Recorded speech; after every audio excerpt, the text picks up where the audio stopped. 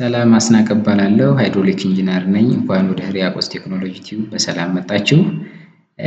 ይህ ደግሞ ከባለፈው ፖርሽን የቀጠለ ነው። ሃይድሮ ፓወር ፕሮጀክት ዲዛይን በምናደርግበት ሰዓት ቻፕተር 1 ላይ ማካተት የሚገባን ነገር ምንድነው የሚለውን በደንብ አድርገን ለማየት ሞክረናል። የመጀመሪያው ቻፕተር 2 ላይ ደግሞ ሃይድሮሎጂ ነው ዲዛይን የምናደርገው ወይም ደግሞ ሃይድሮሎጂካል ፓርቱን ነው በደንብ አድርገን መስራት ያለብን ማለት ነው። ስለዚህ እዚህ ሃይድሮሎጂ ላይ ብዙ ኮንተንቶችን ለማየት እንሞክራለን። ግን እዚህ ፓርት ላይ የምናየው ምንድነው አፕሊኬሽን ኦፍ ሃይድሮሎጂ ኤንድ አቫይላቢሊቲ ኦፍ ሃይድሮሎጂካል ዳታ የሚለውን ሁለቱም ፖይንቶች በደንብ ለማየት እንሞክራለን። ሃይድሮሎጂ መስራት ያስፈለገው ለምንድነው ወይም ሃይድሮ ፓወር ፕሮጀክት ዲዛይን በምናደርግበት ሰዓት ሃይድሮሎጂካል አናላይስ ማድረግ ለምን አስፈለገ የሚለውን ለማየት እንሞክራለን ማለት ነው።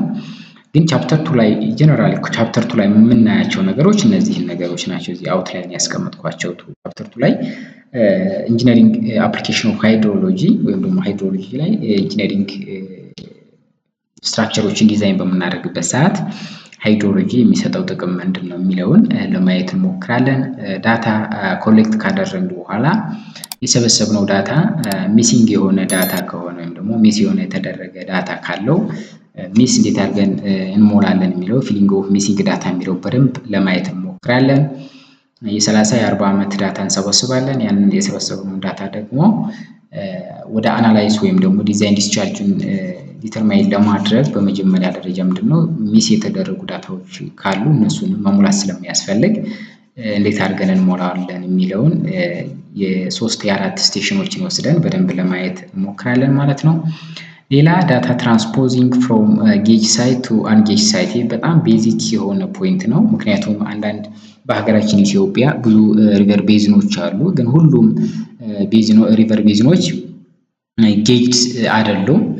የተለያየ ስትሪም ፍሎውን ሜዥር የምናደርግበት ሜትድ የለም ማለት ነው። አንጌጅ ናቸው አብዛኛው። አልፎ አልፎ አንዳንድ ወንዞች ላይ ነው ስትሪም ፍሎው ሪከርድ የሚደረገው።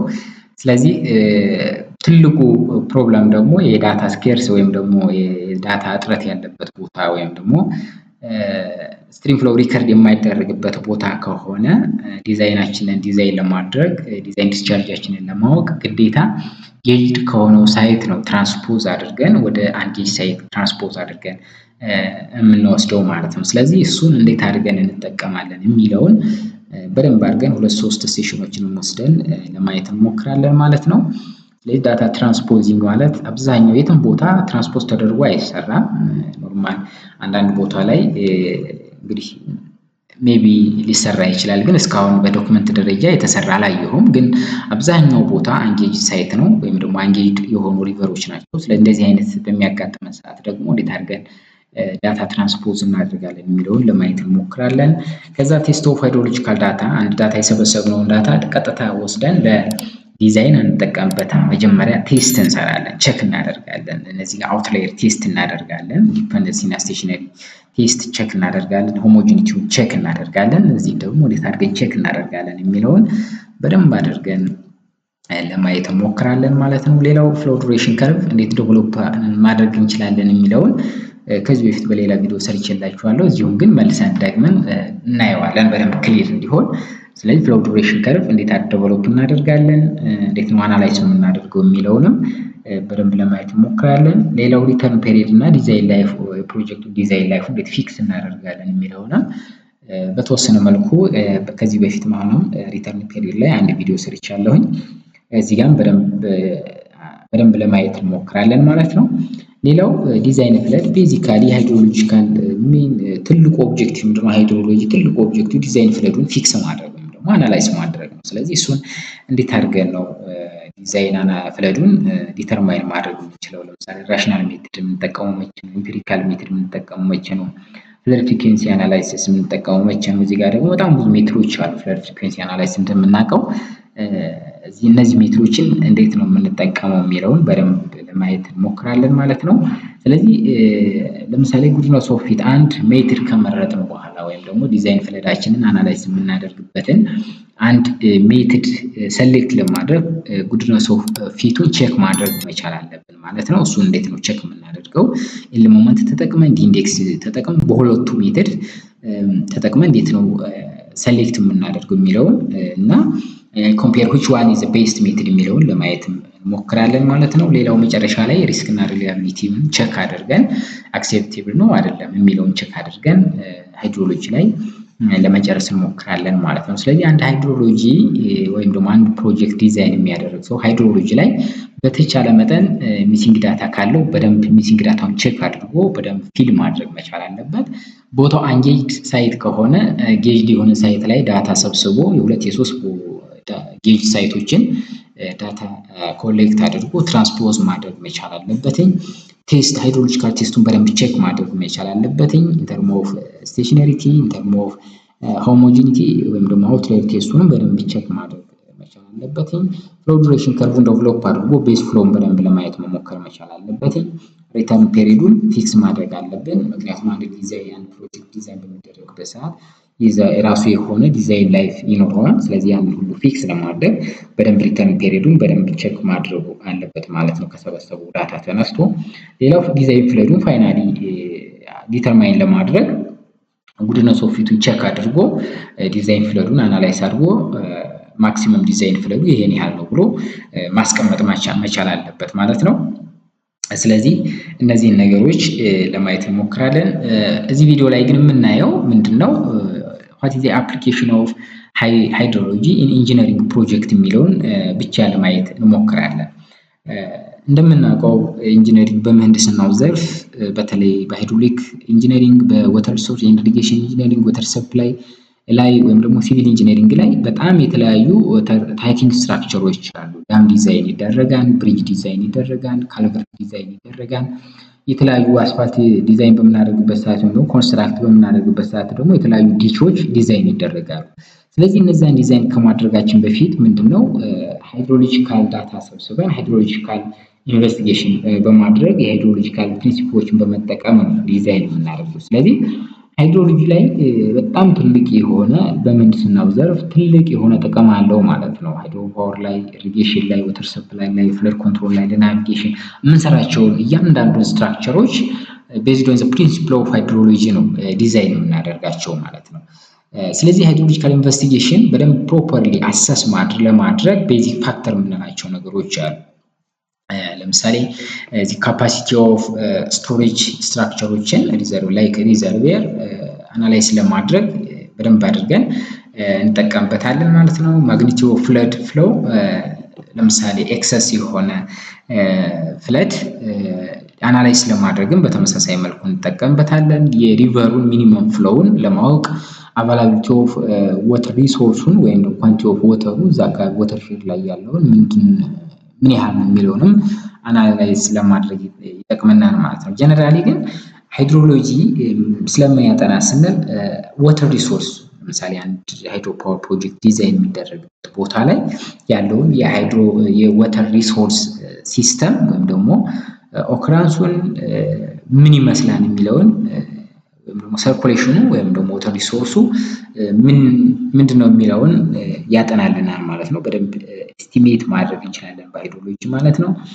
ሌላው ፕሪሲፒቴሽኑን፣ ራንኦፉን፣ ኢቫፖትራንስፓይሬሽን እና ሌሎች እርስ በርሳቸው ያለው ኢንተራክሽንን በደንብ እንድናይ ይጠቅመናል ማለት ነው። በደንብ ለማየት ይጠቅመናል ማለት ነው። ምን ያህል ራንኦፍ አለ፣ ምን ያህል ኢቫፖትራንስፓይሬሽን አለ፣ ፕሪሲፒቴሽን ፒሲፒው ምን ይመስላል እዛ አካባቢ ያለው የሚለውን ነገርም በደንብ አድርገን ለማጥናት ይጠቅመናል ማለት ነው። ሌላው የተለያዩ ፍለድ ወይም ደግሞ ድረውት ካሉ እሱንም ፎርካስት ለማድረግም ይጠቅመናል። ለምሳሌ አሁን ካለንበት ፕሬዘንት የር ተነስተን ካለን ፕሪቪየስ ዳታ ተነስተን ወደፊት ፎርካስት ማድረግ እንችላለን።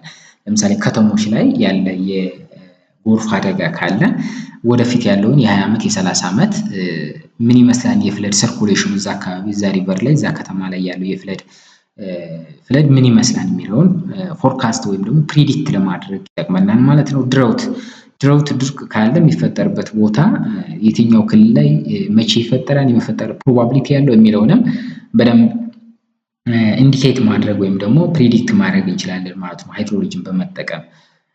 ሌላው the interaction of flood waves and hydraulic structure የተለያዩ ሃይድሮሊክ ስትራክቸሮችን ዲዛይን ለማድረግ እንጠቀምበታለን። ምንድነው ሃይድሮሎጂ ሜይን ኦብጀክቲቭ ምንድነው ብለናል? የሃይድሮሎጂ ሜይን ኦብጀክቲቭ ዲዛይን ፍለዱን ፊክስ ማድረግ ነው ብለናል። ስለዚህ ሃይድሮሎጂክ ስትራክቸር ስንል ደግሞ እንደ ሪዘርቨር፣ ዳም፣ ባሪ፣ ብሪጅ ነገር ወይም ደግሞ ይሄ ዳይቨርሽን ሃይድሮሎጂክ ስትራክቸር ካናል ዲዛይን እናደርጋለን። የተለያዩ የዲች እና ካልቨርት ዲዛይን በምናደርግበት ሰዓት ወይም ሪቨር ትሬኒንግ ስትራክቸሮችን ዲዛይን በምናደርግበት ሰዓት ዝም ብለን አይደለም ዲዛይን የምናደርገው የሃይድሮሎጂ ፕሪንሲፕል በመጠቀም ነው። ስለዚህ ሃይድሮሎጂ በምህንድስናው ዘርፍ የተለያዩ የሃይድሮሎጂክ ስትራክቸሮችን ዲዛይን ለማድረግ ይጠቅመናል ማለት ነው። ካለን የሃይድሮሎጂ ፕሪንሲፕል በመጠቀም ያለን ቶታል ኮሌክት ካደረግነው ዳታ ተነስተን we have to predict the amount of maximum design discharge which is overflow within the given selected site selected ያደረግነው ሳይት ላይ ኦቨርፓስ የሚያደርገውን ማክሲመም ዲዛይን ፍለድ ሃይድሮሎጂ አናላይዝ ከማድረጋችን በፊት እዛ አካባቢ ያለውን የአቫይላቢሊቲ ኦፍ ዳታ አክሰሲቢሊቲው በደንብ ቼክ ማድረግ መቻል አለብን። ምክንያቱም ኢንጂነሪንግ ላይ እንግዲህ እንደ ኢንጂነሪንግ ሃይድሮሎጂ እንደ ኢንጂነሪንግ ለዲዛይን ፍለዱን አናላይዝ ለማድረግ እንጠቀምበታለን። ለምሳሌ ብሪጅ ዲዛይን የምናደርግ ከሆነ ብሪጅ የሚሰራበት ቦታ ላይ ያለውን ኦቨርፓስ የሚያደርገው ማክሲመም ዲዛይን ፍለድ ካላገኘን የብሪጁን ሄይት ፊክስ ማድረግ አንችልም። ስለዚህ ስኮር ዴፕዙን ፋውንዴሽኑን ፊክስ ማድረግ አንችልም። ስለዚህ ዳም ዲዛይን የምናደርግ ከሆነ በዳሙ ኦቨርፓስ የሚያደርገውን ማክሲመም ዲዛይን ፍለድ ወይም ደግሞ ዲዛይን ዲስቻርጅ ካላወቅና የሪዘርቨር ሳይዙን የአማውንት ኦፍ ፓወሩን እያንዳንዱ ነገር ማወቅ አንችልም። ስለዚህ ሃይድሮሎጂ ላይ ሃይድሮሎጂካል ዲዛይን ፍለዱን ፊክስ ማድረግ ወይም ደግሞ አናላይዝ ማድረግ በጣም ትልቅ ጥቅም አለው ማለት ነው። ስለዚህ ይህንን ለማድረግ ግን በመጀመሪያ ደረጃ ምንድነው ዳታ አክሰሲቢሊቲውን በደንብ ቼክ ማድረግ አለብን። አቫይላቢሊቲ ኦፍ ሃይድሮሎጂካል ዳታ ወይም ደግሞ ሜትሮሎጂካል ዳታ በደንብ ቼክ ማድረግ አለብን። ሃይድሮሎጂካል ዳታ ስንል ስትሪም ፍሎው እና ሰድመንት ዳታውን ቼክ ያደርግናል። ሰድመንት ዳታው ነው በደንብ ሃይድሮሎጂካል ዳታው የሚይዝልን። ሜትሮሎጂካል ዳታ ስንል ግን ፕሪሲፒቴሽን አለ፣ ቴምፕሬቸር ማክሲመም ቴምፕሬቸሩ፣ ሚኒመም ቴምፕሬቸሩ አለ፣ ዊንድ ስፒድ አለ፣ ሶላር ራዲዬሽን፣ ሁሚዲቲ የምንላቸው ነገሮች በሙሉ አብሮ እዛ አካባቢ ዲዛይን የምናደርግበት ካችመንት ኤሪያ ላይ ያለውን ጠቅላላ የሜትሮሎጂካል ዳታ እና የሃይድሮሎጂካል ዳታ አክሰሲቢሊቲ ዳታ አለ የለም የሚለውን በደንብ ሃይድሮሎጂካል ኢንቨስቲጌሽን ላይ በደንብ ማየት መቻል አለብን። ለምሳሌ ምን ያህል እዛ ጋ ሃይድሮሎጂካል ስቴሽኖች አሉ ወይ? ለምሳሌ ስቴሽን 1 ስቴሽን 2 ስቴሽን 3 x1 x2 x3 ያልኩት እዚህ ጋር ስቴሽን ኔም ናቸው። ዚስ ፕሮጀክት x1 x2 x3 x4 x5 እያል ወይም ደግሞ ስቴሽን 1 ስቴሽን 2 ስቴሽን 3 እያል እዛ አካባቢ ምን ያህል ስቴሽን ዳታ አክሰሲቢሊቲ ያለው በቂ የሆነ ዳታ ዲዛይን ለማድረግ የሚያስችል ዳታ ሪከርድ የተደረገበት የሃይድሮሎጂካል ስቴሽን ማለታቸውን በደንብ ቼክ ማድረግ መቻል አለብን ማለት ነው። ስለዚህ ምክንያቱም ማክሲመም ዲዛይን ዲስቻርጅ ወይም ደግሞ ማክሲመም ፒክ ዲስቻርጅ ዲተርማይን ለማድረግ እነዚህን ስቴሽኖች ተጠቅመን ስለሆነ የምንሰራው ማለት ነው። ስለዚህ ለምሳሌ during the observation of the stream flow data the length of the stream flow has to be recorded from 1978 up to 2018 with covers a total of 40 years። ለምሳሌ እዚህ ጋር እንደ ሳምፕል ያስቀመጥኩት ከ1978 እስከ 2018 ዓ.ም የ40 ዓመት ዳታ ሪከርድ የተደረገ አንድ ስቴሽን ነው የወሰድኩት። የሁለተኛው ስቴሽን የ30 ዓመት ዳታ ሊሆን ይችላል። የሶስተኛው ስቴሽን የ20 ዓመት ሊሆን ይችላል። የአራተኛው ስቴሽን የ50 ዓመት ዳታ ወይም የ60 ዓመት ዳታ ሊሆን ይችላል። ስለዚህ ሪከርድ ታይማችን ወይም ደግሞ ሪከርድ ዳታችን በጣም ብዙ እየሆነ በሄደ ቁጥር በተቻለ መጠን አክዩሬሲያችን ወይም ደግሞ በደንብ ሪቨሩ ላይ ያለውን የስትሪም ፍሎው ኮንሲኩዌንስ ማየት እንችላለን ወይም ደግሞ ኮንሲስታንሲውን በደንብ ያሳየናል ማለት ነው። ስለዚህ በደንብ አድርገን ስቴሽኖችን ቼክ ለማድረግ መሞከር አለብን። ምን አይነት ሃይድሮሎጂካል ዳታ አለ? ስትሪም ፍሎው በቂ የሆነ ሪከርድ የተደረገ የሃይድሮሎጂካል ዳታ አለ የለም? ወይም ደግሞ ሰዲመንት ዳታ ሪዘርቨር ፕላኒንግ ላይ ለምሳሌ ሪዘርቨር ቼክ በምናደርግበት ሰዓት ሰዲመንት ዳታ ስለሚያስፈልገን እዛ አካባቢ ወይም ደግሞ እዛ ሪቨር ላይ ሪከርድ የተደረገ የሰዲመንት ዳታ አለ የለም የሚለውን በደንብ ለማየት እንሞክራለን ማለት ነው።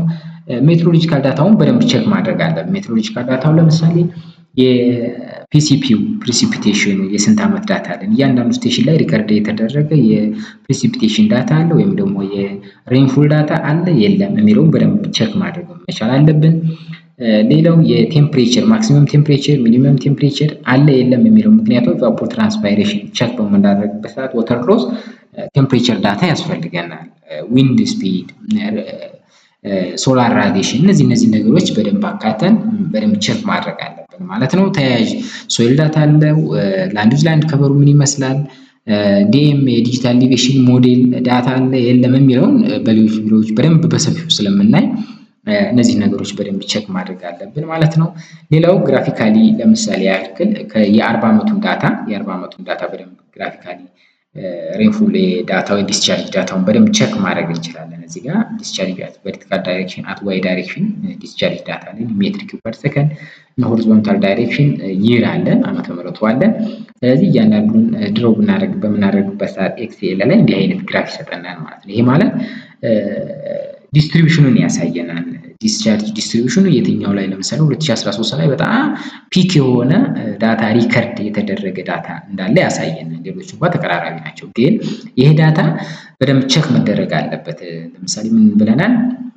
ዳታ አቫይላቢሊቲውን ቴስት መደረግ አለበት ብለናል። ሆሞጂኒቲ ላይ፣ ስቴሽነሪቲ፣ ኢንዲፔንደንሲ ቼክ ማድረግ ስላለብን አውትሌየሩ ላይ ሃየር አውትሌየሩ ሎወር አውትሌየሩ በደንብ ቼክ ማድረግ ስላለብን እዛ ቦታ ላይ ያለውን ዳታውን በደንብ አድርገን ቼክ ማድረግ መቻል አለብን ማለት ነው። ስለዚህ ሃይድሮሎጂካል ዳታውን ቴስት በምናደርግበት ሰዓት እዚህ ጋር ያሉ ዳታዎች ትክክል ናቸው አይደሉም፣ ለዲዛይን ግባት ሙሉ በሙሉ እንጠቀምበታለን አንጠቀምበትንም የሚለውን ለማየት እንሞክራለን ማለት ነው። ስለዚህ በዚህ ቪዲዮ አፕሊኬሽን ኦፍ ሃይድሮሎጂ ኢንጂነሪንግ ፕሮጀክት የሚለውን በቀላሉ ለዳም ዲዛይን፣ ለሪዘርቨር ዲዛይን፣ ለብሪጅ ዲዛይን፣ ለሄድወርክ ዲዛይን፣ ለፍለድ ኮንትሮል፣ ለኢሪጌሽን ዲዛይን እንደምንጠቀምበት ማወቅ መቻል አለብን ማለት ነው።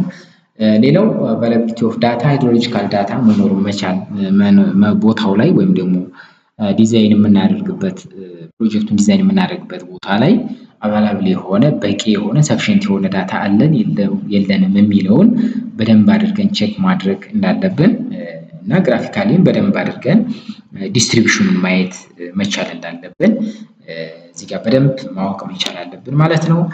በዚህ ቪዲዮ ብዙ ቁም ነገር ወይም ደግሞ የተሻለ ነገር እንዳገኛችሁበት ተስፋ አደርጋለሁኝ። ቻናላችንን ሰብስክራይብ፣ ላይክ እና ሼር ማድረጋችሁን አትርሱ።